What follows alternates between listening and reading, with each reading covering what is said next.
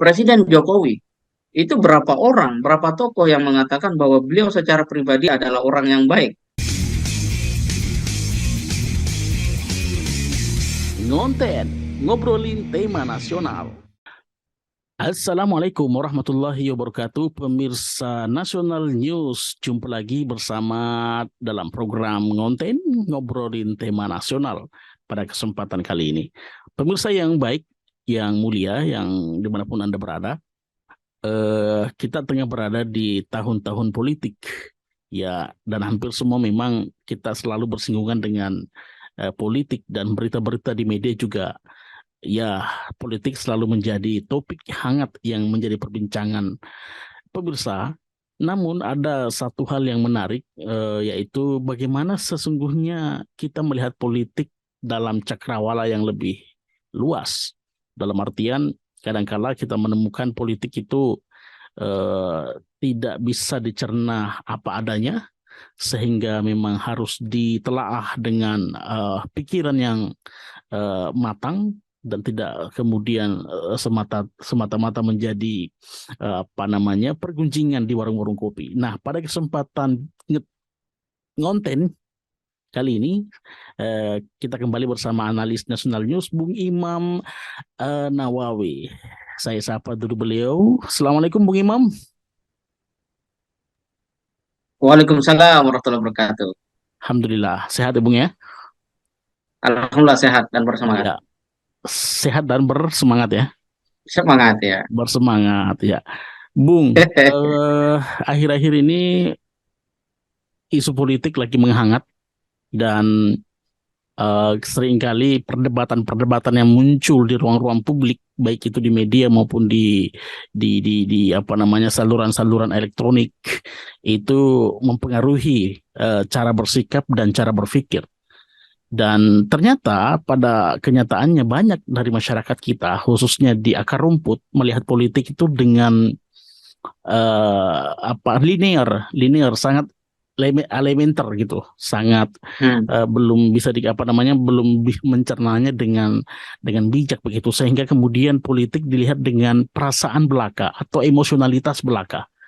Sementara sesungguhnya kita punya daya pikir. Menurut Anda, Bung, bagaimana sih sebetulnya kita memetakan atau melihat politik hari ini?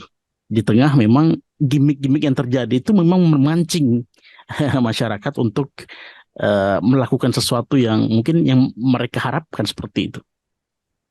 Ya, kalau dilihat dari perjalanan Indonesia dalam konteks demokrasi, ya memang masyarakat kita masih proses puber ya, bisa kita sebut begitu, puber di dalam demokrasi.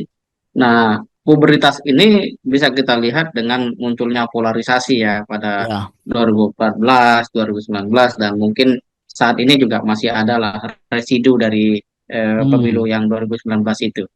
Nah, ini ada satu fakta menarik. Jadi waktu itu saya dari Bulungan ke Tarakan gitu ya.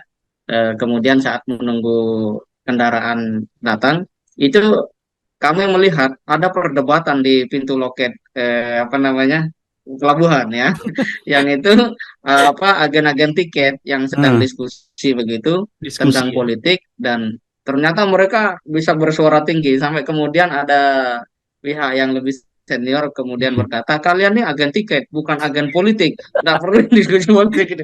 Sampai marah-marah lah gitu kan. Nah itu satu hal yang bisa kita rekam bahwa ternyata di bawah atau akar rumput politik itu memang kajian serius. Yang kalau kemudian mereka sampai berbeda pendapat dan meruncing, itu bisa sampai kepada perasaan yang tidak terkendali. Di situ yang sering kali terjadi, Bung. Meruncing dan terjadilah ya bukan sekedar polarisasi, tapi baku jual, baku beli. Ya, ya. Itu kenapa terjadi? Pertama memang keterbatasan informasi. Jadi rakyat di bawah ini melihat apa yang ada di televisi sebagai referensi utama, sehingga dari situ mereka tidak punya alternatif pembanding. Lebih-lebih kalau kemudian masyarakat kita itu cenderung rajin nonton YouTube, ya, dan dia tidak bisa membedakan mana konten YouTube yang memang mengajarkan mereka untuk berpikir dan bernalar dengan baik Ya, dengan konten YouTube yang memang hanya isinya provokasi. ya. Nah, Memang, memang ya, ini betul Bung. Saya mungkin menjadi satu PR itu. perlu kita masuk di situ karena di konten YouTube, Bung, memang banyak sekali Hmm, editan-editan video yang apa memprovokasi seperti itu. Silakan Bung, lanjut Bung. mm-mm. Nah, itu kondisi ya. Jadi Hmm, banyak orang melihat konten politik itu tidak tahu ini akun yang mendidik atau ya. akun yang membidik, gitu ya. Itu Channelnya ya, nggak paham. channelnya kan unik-unik, Bro. Channelnya ya, channelnya itu. Nah, yang kedua, eh, rendahnya minat baca. Ini juga masalah. Hmm, Berbicara politik dengan semangat menggebu-gebu, tapi tidak paham secara teoritik apa sebenarnya politik itu. Nah, kalau kita lihat ya secara umum definisi politik itu kan bagaimana seseorang atau kelompok orang mencapai kekuasaan untuk kemudian melahirkan satu ketertiban ya, hmm, atau mendistribusikan ya segala macam keperluan masyarakat secara adil kan begitu. Itu ya. sebenarnya politik itu. Tapi dalam konteks mereka gagal memahami politik, jadi mereka melihat politik itu seperti yang diucapkan tokoh-tokoh politik. Ya, jadi bukan secara teori bagaimana atau secara keilmuan bagaimana politik itu dipahami. Nah, Ya. akibatnya orang memandang bahwa politik itu adalah tentang bagaimana orang cakap berbicara. Hmm, Nah, cakap berbicara tanpa kemudian melihat aspek yang lainnya, misalnya integritas, ya kan, ya. kemudian jejak rekam dan seterusnya. Dan ini didukung oleh sebagian ya, bisa kita sebut begitu, gaya ya, gaya dari media di Indonesia, termasuk televisi, yang mengundang narasumber-narasumber yang cenderung hanya mengundang kehebohan dibanding Hmm, kecerdasan masyarakat. Nah, ini mungkin bisa dipahami lah ya, ya. bagaimana orang-orang yang diundang itu justru tidak memberikan apa ya, bukan orang yang secara langsung bisa memberikan pencerdasan kepada masyarakat secara politik. Nah, itu yang kedua. Yang ketiga, secara milieu itu belum ada masyarakat kita yang coba untuk membangun diskusi politik secara sehat. Hmm, Ya, dalam pengertian misalnya, ayo kita bertengkar tentang politik, tapi pakai data. Artinya ya. kan harus baca dulu, ya, harus baca dulu dan seterusnya. Nah, ini yang tidak ada. Sehingga begitu kita berbeda pendapat tentang politik dengan teman atau tetangga, itu bisa terjadi permusuhan. Kenapa? Secara psikologi ya memang orang yang terbatas literasinya, terbatas informasinya itu gampang sekali disulut emosinya. Hmm, Ya kalau mau diambil ilustrasi sederhana saja, ada seorang anak kecil layangannya tidak bisa terbang, kan begitu. Karena dia tidak punya pengalaman memperbaiki atau memposisikan benang secara tepat sehingga dia bisa terbang dan dia coba berkali-kali tidak bisa, maka dia akan robek itu layangannya gitu. Tapi bagi anak yang sudah cukup pengalaman, dia akan tersenyum melihat itu. Oh, begini caranya, nah gitu. Ini adalah aspek-aspek yang diperlukan untuk masyarakat kita dewasa di dalam berpolitik itu. Nah, begitu kita kekurangan ya, literasi dan referensi tentang politik, yaitu sama seperti orang kekurangan oksigen atau hmm, kesulitan menghirup oksigen. hmm. Akhirnya yang terjadi sesak napas. Nah, kalau sudah akal yang mengalami sesak di dalam apa namanya mengkonsumsi apa yang ada, nah itu memang Hmm. cenderung untuk kemudian bersifat anarkis gitu ya. Nah, kira-kira begitu. Nah, ya di sisi lain, Bung, juga terjadi fenomena di mana kemudian ada semacam terbawa perasaan terhadap figur tertentu, sementara kan figur ini memang tidak ada yang sempurna, apalagi di dunia Hmm. politik. Nah, bagaimana kemudian membangun satu kesadaran dalam ruang publik kita bahwa figur itu bukan kemutlakan, bukan sesuatu mutlak, karena fenomena ini kan sangat terjadi betapa kemudian kubu satu dan kubu yang lain melakukan serangkaian apa namanya perang hanya karena figur-figur yang mereka anggap sebagai raja atau mungkin dalam tanda petik sebagai the best gitu diserang. Akhirnya terjadilah apa yang kita sebut tadi polarisasi yang ya keterbelahan yang luar biasa. Ya, itu sama dengan orang yang dia masih gagap teknologi ya. Diberi Hmm, HP bagus, sinyalnya kuat, tapi tidak bisa menggunakan aplikasi yang ada di dalam handphone itu. hmm, Sehingga itu tidak banyak artinya bagi orang-orang yang kekurangan informasi soal itu, apalagi tidak mau belajar gitu. Nah, hmm, politik yang kemudian disikapi secara emosional itu persis seperti itu. Dalam pengertian sebenarnya perangkat di dalam dirinya itu bisa memahami apapun dengan baik. Nah, Hmm. pertanyaannya adalah apakah dia mau mengoptimalkan? Ya, dalam politik itu kita Hmm. memang harus berpikir secara rasional, kemudian tidak tergesa-gesa dan tidak kemudian kita menjadi orang yang betul-betul melihat politik itu sebagai sesuatu yang apa adanya gitu ya. Kalau Hmm. istilah sekarang itu apa yang di layar diikuti gitu ya. Kayak anak-anak nonton bioskop atau nonton film gitu ya. Apa yang ada ya diikuti. Ya. Nah, bagi kita melihat ucapan politisi kemudian fenomena politik yang ada itu sebenarnya adalah bahan yang sangat bagus untuk kita berlatih bernalar Hmm. ya, berlatih bernalar. Ya, kalau dalam konteks politik seperti tadi disampaikan bahwa figur itu tidak mutlak. Ya. Contoh misalnya, Presiden Jokowi itu berapa orang, berapa tokoh yang mengatakan bahwa beliau secara pribadi adalah orang yang baik. Tapi ketika seorang Jokowi ini jadi presiden, itu bukan hanya dirinya yang bekerja gitu. Ada partai yang mendukung, ya kan? Ada pihak-pihak yang kemudian memiliki kepentingan dan itu mendesak terus Pak Jokowi dan seterusnya.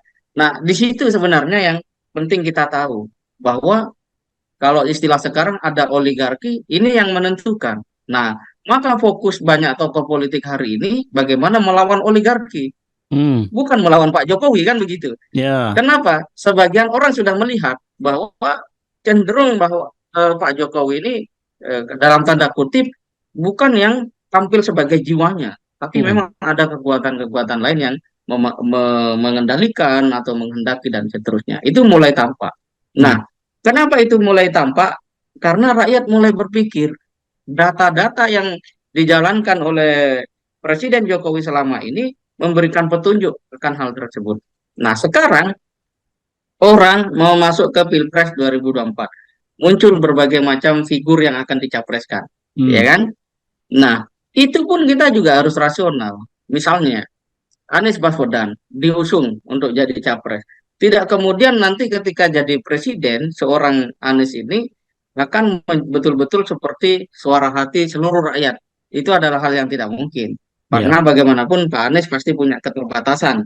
Yang Hmm. kedua juga pasti ada prioritas di Ya. dalam nanti beliau menjalankan kepemimpinannya kalau misalnya jadi presiden gitu ya. Hmm. Dan demikian juga dengan calon-calon yang lainnya. Ya. Oleh karena itu, kalau memang muncul rasa cinta pada seorang calon presiden, ya seperti kata Nabi saja, kalau cinta ya cinta biasa saja. Ya Ya. kalau benci benci biasa saja. Sehingga Hmm. kita tidak terperosok ya pada satu kondisi yang menyebabkan kita itu mengalami fanatisme Hmm. atau taklid ya, yang menyebabkan kita nggak bisa menerima argumen yang berbeda dengan apa yang menjadi pikiran dan harapan kita atau Hmm. perasaan kita. Nah, dalam kehidupan ini nggak bisa kita pakai prinsip-prinsip hidup seperti itu. Hmm. Fanatisme, taklid itu dilarang oleh agama dalam Ya. konteks itu. Maka justru Islam itu memberikan sebuah pola yang adil. Kalau kita mendukung seorang pemimpin ya sejauh dia tidak merusak, Ya. ya gitu kan. Batasannya itu Ketika ya. pemimpin itu memang merusak, ya kita punya kewajiban untuk mengingatkan, bukan terus memuji. Nah ini Ya. nanti kita jadi orang yang bukan sekedar didominasi perasaan, juga kehilangan akal sehat. Nah, itu yang selama ini di apa namanya digarisbawahi terus menerus oleh Rocky Gerung itu sampai muncul Hmm. istilah yang ya orang sama-sama tahu itu kan. Nah, itu Ya. sebenarnya di situ letaknya. Nah, oleh karena itu membaca politik, melihat politik harus dengan rasional. Yang Rasional. kedua, dengan rasional. Artinya rasional itu artinya kita perhatikan datanya, kita lihat ya kapasitas orangnya. Yang ketiga, kita juga harus memahami pendukung-pendukungnya. Kalau memang pendukung-pendukung yang menyerang itu adalah orang-orang yang memang tidak bisa berdialog secara rasional, ya kita nggak perlu habiskan waktu di sana gitu kan. Hmm. Kita butuh lawan politik yang membuat kita semakin segar, semakin cerdas, dan mengerti bagaimana mendorong ada kebijakan yang progresif untuk mengatasi berbagai macam permasalahan yang muncul di bangsa ini, yang muncul di rakyat ini. Nah, itu sebenarnya. Nah, secara pribadi saya melihat bahwa adanya PDIP, Golkar, kemudian partai-partai Islam, saya pikir itu sebagai sebuah hasanah yang sangat bagus. Kalau Hmm. kita mampu berpikir secara jernih ya, berpikir secara jernih menghadapi perbedaan-perbedaan pendapat itu. Nah, semakin rakyat ini cerdas, maka tidak akan berguna yang namanya buzzer itu.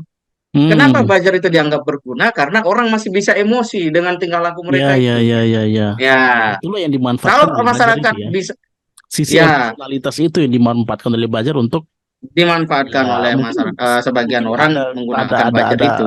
sesuatu yang mau dicapai juga di balik Ya, upaya untuk betul, membakar emosi. betul.